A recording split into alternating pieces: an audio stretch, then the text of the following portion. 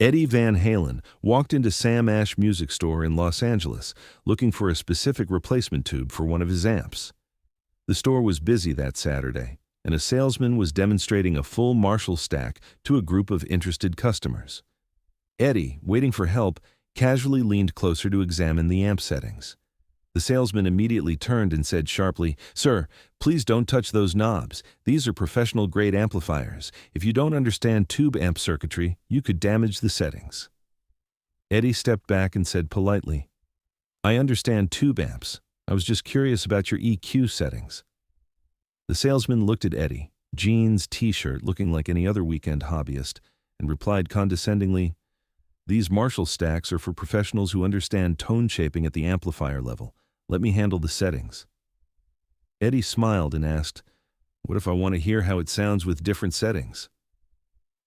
What happened in the next 5 minutes became the most legendary amp demonstration in Sam Ash history. It was a Saturday afternoon in September 2006, and Eddie Van Halen needed a specific 6L6 power tube for one of his studio amplifiers. He could have called and had it delivered, but Eddie liked visiting music stores. He enjoyed seeing what gear was available, talking to other musicians, and staying connected to the retail side of the music world. Sam Ash on Sunset Boulevard was busy that afternoon. The guitar section was packed with teenagers testing guitars, the drum section was loud with someone attempting a double bass pattern, and the amplifier section had a small crowd gathered around a salesman who was demonstrating equipment. Eddie headed toward the tube section in the back, but he had to pass through the amplifier area. The salesman, his name tag read Brian, had set up a full Marshall stack and was demonstrating it to 5 or 6 potential customers, playing through various settings and explaining the amp's capabilities. Eddie paused to listen. Brian was competent but playing it safe, classic rock tones, nothing adventurous. The Marshall was set with a scooped mid-range EQ, lots of bass and treble, minimal mids. It was a common setting, but not one that would show what a Marshall could really do.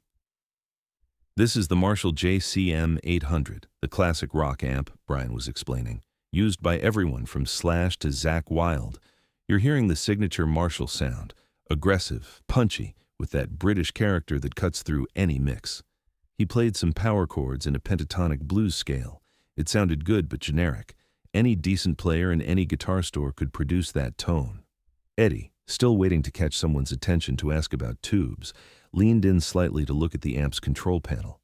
He was curious what settings Brian was using to get that particular tone. Brian noticed the movement and immediately turned, stopping mid-demonstration. "Sir, please don't touch those knobs." Eddie stepped back. "I wasn't going to touch them. I was just looking at your settings." "These are professional-grade amplifiers," Brian said, his tone suggesting Eddie might not understand the significance. "The settings are dialed in specifically for this demonstration. If you don't understand tube amp circuitry, you could damage the settings or even harm the amp." Eddie tried to keep his expression neutral. "I understand tube amps. I was just curious about your EQ settings. You've got the mid scooped pretty heavily." Brian's expression shifted to patient condescension. "The mids are set exactly where they should be for modern rock tone. This is a professional setting. These Marshall stacks are for professionals who understand tone shaping at the amplifier level, not just at the guitar." "I understand tone shaping," Eddie said mildly. "I'm sure you do," Brian said in a tone that suggested the opposite. "But these amplifiers are complex. They're not plug and play. Let me handle the settings, and you can listen to what a properly configured Marshall sounds like." One of the customers in the group, a teenager who'd been watching Eddie during this exchange, had been staring at Eddie with increasing intensity. Eddie noticed and gave the kid a small smile. "What if I want to hear how it sounds with different settings?" Eddie asked Brian. "Different settings?" Brian repeated. "These are the optimal settings for Marshall tone. If you want to hear different sounds, I can switch to the other channel, but I'm not going to let customers randomly adjust professional equipment. No offense, but most people who walk in here think they know amps because they've watched YouTube videos. This is a $3,000 amplifier stack. I need to protect it." The teenager who'd been staring suddenly blurted out, "Dude, that's Eddie Van Halen." The store went noticeably quieter. Not silent. The drums were still going in the back, but the guitar section definitely got quieter. Brian looked at the teenager, then at Eddie, then back at the teenager. What? That's Eddie Van Halen, the teenager repeated, pointing at Eddie. That's literally Eddie Van Halen. You just told Eddie Van Halen he doesn't understand tube amps. Brian's confident expression cracked. He looked at Eddie more carefully, really looked this time, past the casual clothes and baseball cap. Recognition dawned slowly, followed by horror. You're Eddie Van Halen? I am, Eddie confirmed. And I just told you that you don't understand tube amp circuitry, Brian said, his voice barely above a whisper. You were protecting expensive equipment from a random customer, Eddie said kindly. That's your job. How were you supposed to know who I was? Brian sat down heavily on a nearby amp. I told Eddie Van Halen that Marshall stacks are for professionals. I said you probably learned about amps from YouTube. I said you damaged the settings. The crowd around the amp demonstration had grown. Other customers in the store had noticed something was happening and were drifting over. Store employees were emerging from back rooms. Can I make a suggestion? Eddie asked. Brian nodded mutely, looking like he wished the floor would open and swallow him. Let me show you something about that amp, Eddie said. Not to embarrass you. You're actually doing a good job demonstrating it. But I think I can show you some things about Marshalls that might be helpful. Brian stood up and handed Eddie the guitar he'd been using, an Epiphone Les Paul, nothing fancy. Please, yes, Mr. Van Halen. Eddie took the guitar and looked at the Marshall settings. The control panel showed exactly what he'd observed. Bass at 8, treble at 8, mids at 2, presence at 7, gain at 6. A textbook, scooped, modern metal setting. Okay, so you've got the mid scooped way down, bass and treble up high, Eddie said, pointing to each knob. That's a popular setting. Very aggressive, very modern metal. Sounds huge when you're playing alone in a store. But here's the thing about Marshalls that most people don't understand. Their fundamental character, their DNA, is in the mid-range frequencies. When you scoop the mids out, you're literally removing what makes a Marshall sound like a Marshall. You're fighting against what the amp wants to do. He adjusted the EQ while explaining his choices. Mids up to 7, that's where Marshall lives. Bass down to 4, you don't need as much bass when you have mids. Treble down to 6, let the presence control handle the top end. Presence at 5, just enough air without getting harsh. He struck a chord. The tone was completely, dramatically different.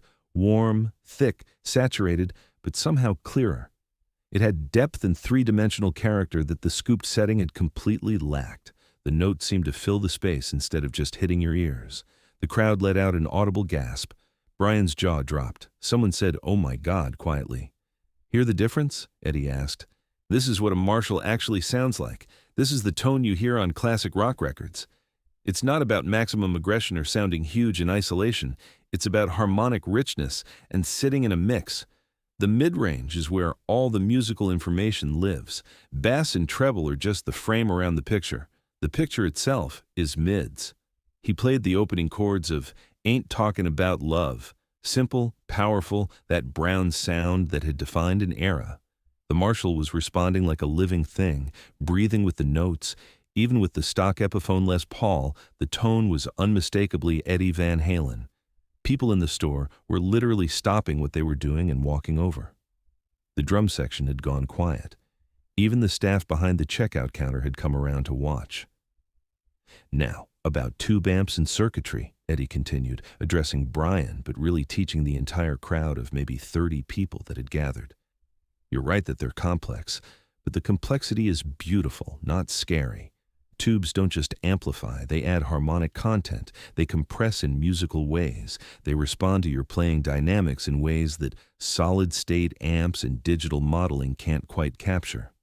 He demonstrated by playing the same phrase 3 times. First, barely touching the strings, then with moderate attack, then digging in hard. The amp responded differently each time, clean and glassy when played softly, just breaking up with moderate attack, fully saturated but still articulate when played hard. See? The amp is almost like another instrument. It's not just making your guitar louder, it's interacting with it, collaborating with it, adding color and character. Your hands control the amp as much as the knobs do. He showed how rolling back the guitar's volume knob could clean up the tone even with the gain up. He demonstrated how different pick attack angles affected the sound. He explained why the low E string needed less gain than the high E to stay balanced. Brian was watching like a student in a masterclass. The teenager who'd recognized Eddie was recording on his phone, grinning. "Can I ask you something, Mr. Van Halen?" Brian ventured. "Call me Eddie, and yes. Why do you set the mids so high? I've always been taught that modern rock tone is scooped mids." "Modern rock tone is scooped mids," Eddie agreed. "But that doesn't mean it's the best tone. It's popular because it sounds aggressive in isolation. But in a mix with bass and drums and vocals, scooped mids disappear. Your guitar becomes this thin, lost sound underneath everything else. Mid-range cuts through. Mid-range is where guitars live in a band context." He adjusted the settings more, showing different variations. Here's a bluesy tone. Here's a clean tone with the gain backed off.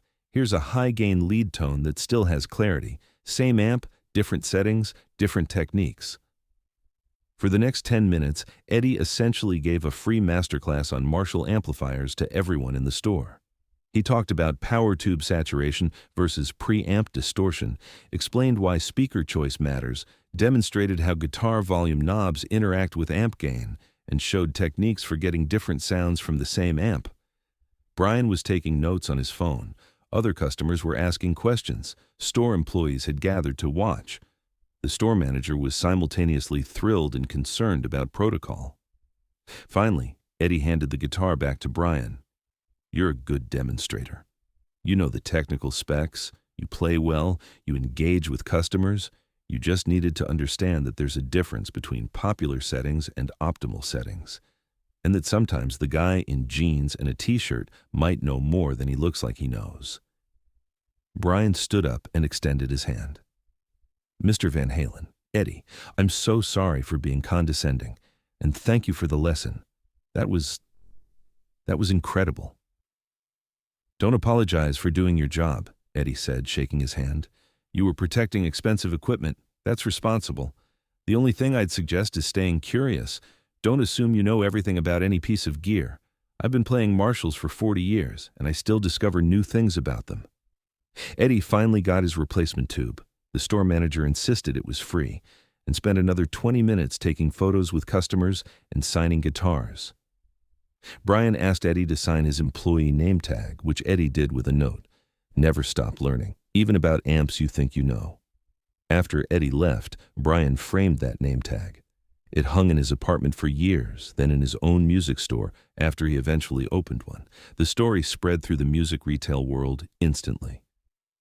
The time a Sam Ash salesman told Eddie Van Halen he didn't understand Marshalls became a legendary tale. Brian told it himself, usually with self-deprecating humor. "I learned 3 things that day," Brian would say. "First, never judge someone's knowledge by their appearance. Second, Eddie Van Halen knows more about Marshalls in his sleep than I'll know in my entire career. Third, and most importantly, when you're wrong and you get caught, the universe might just send you Eddie Van Halen to teach you the right way. That's not embarrassment. That's a gift."